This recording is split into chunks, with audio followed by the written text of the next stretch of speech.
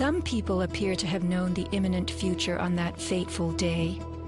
FEMA had arrived in New York on Monday night, ready for a bioterror drill.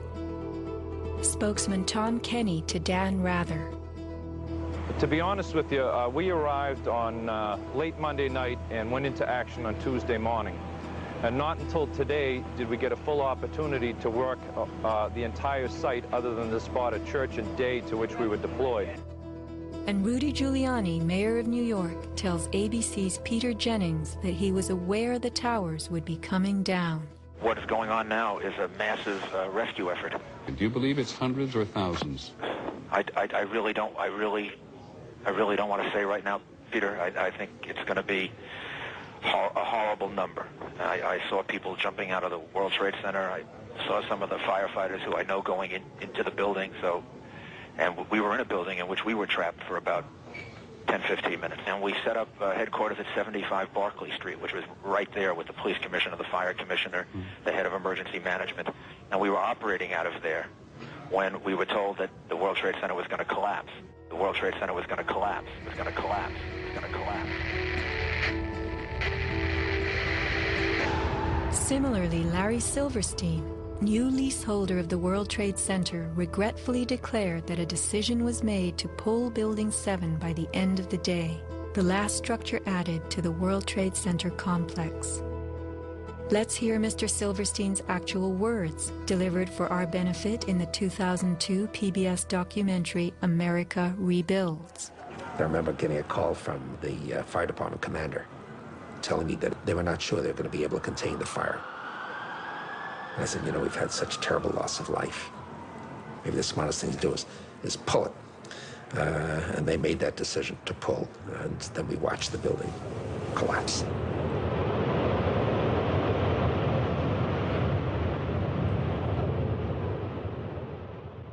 Blast, shoot, blow, and pull are terms used in the demolition industry to refer to bringing down buildings, bridges, and other structures. Because I actually blew the hospital down that I was born in. Originally, we had figured to shoot it, let it drop straight down. Then, watch Demolition Dynamics attempt a big blast. And from Ground Zero's own post-disaster wrecking crew. By mid-December, the Department of Design and Construction had leveled World Trade Center buildings 4 and 5. Hello? Oh, we're getting ready to pull Building 6.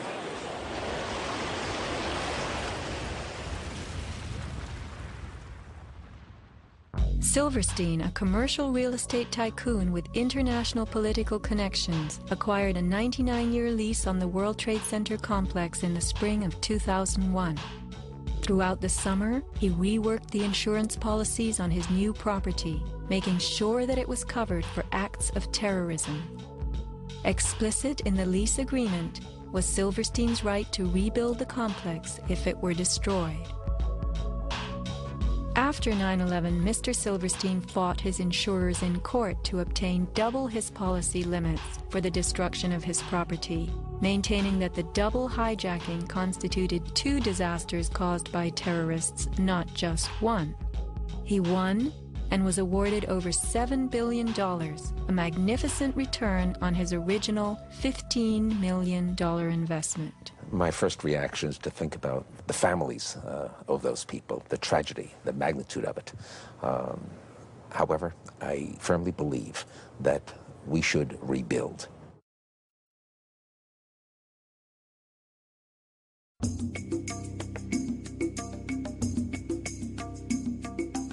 Just in the last few seconds, another building, building number 7, one of the buildings in support of the World Trade Center towers, has collapsed.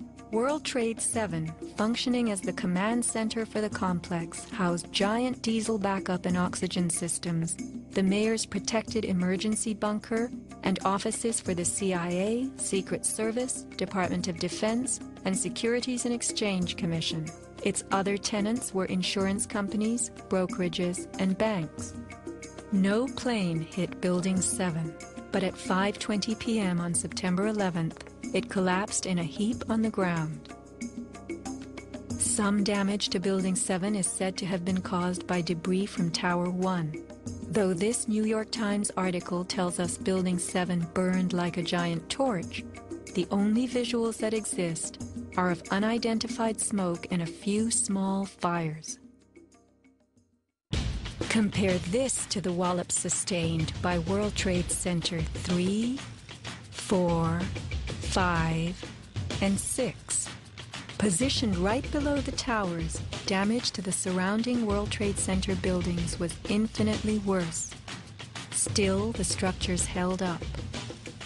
But somehow, rescue workers knew that Building 7 would fall. You hear that? Keep your eye on that building. It'll be coming down soon. A 47-story skyscraper, Building 7 folded neatly in 6.5 seconds. A textbook descent right into its footprint. Silverstein Properties now tells us that its owner was referring to the team of firefighters inside the building when he spoke of the decision to pulling the firemen out of harm's way. However, there were no firefighters in Building 7, according to FEMA, NIST, and Fire Chief Frank Fellini. They were ordered out at 11:30 that morning. 6 hours later, the building came down. You know, we heard this sound that sounded like a clap of thunder. Turned around, it looked like there was a shock wave ripping through the building, and the windows all busted out, and it was horrifying. About a second later, the bottom floor caves out, and the building followed after that. Radio host Alex Jones notes the mark of a classic implosion. This is a photo taken 1 second into Building 7's collapse. Notice the crimp. If we look at other controlled demolitions, we see that they first blow one of the central columns so the building falls in on itself. If you don't do this, the building falls outward and can damage surrounding structures. Building 7 had a classic crimp or wedge. Its central column was blown out first, so it didn't structurally damage buildings just a few feet away from it. Remember the mayor's emergency bunker? Ensconced on the 23rd floor of Building 7, it was retrofitted with superglass, water, oxygen, and its own generator. But Mayor Giuliani chose to find emergency shelter elsewhere on September 11th. Why Building 7? Even the media and its experts were confused. The History Channel interviews structural engineer Ramon Gilsans, who points out the obvious crimp and even speaks of the implosion. Engineers are not just focusing on the Twin Towers. The most disturbing structural event was not that the Twin Towers fell, but that Tower 7, ignited by flying debris, fell due to fire alone. Building 7 was a steel frame building and is the first steel frame building that has collapsed due to fire. The failure of the building was an implosion. So it failed completely different than Towers 1 and 2, in which the floors failed first. Why Building 7? Let's ask the question again. As the WTC Command Center, was it the hub for the 9/11 plan? Also, in 6.5 seconds, lost forever were thousands of SEC case files on corporate fraud, including those relating to the notorious activities of giants WorldCom and Enron. A few indictments for stock fraud, but what of the $70 billion California electricity swindle? It disappeared.